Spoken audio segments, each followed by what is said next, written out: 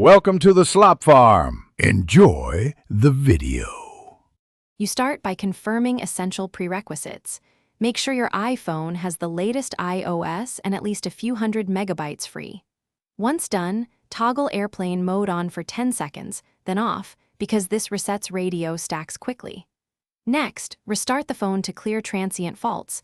That often restores hardware-controlled services.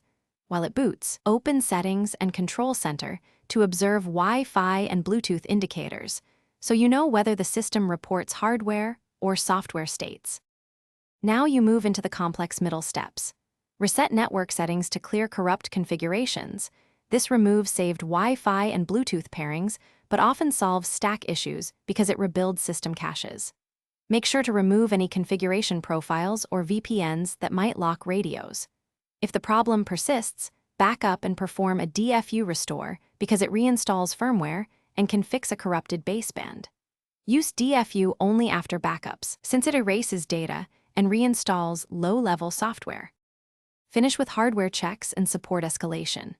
Inspect the lightning port and device edges for liquid or impact damage because physical faults often kill radios.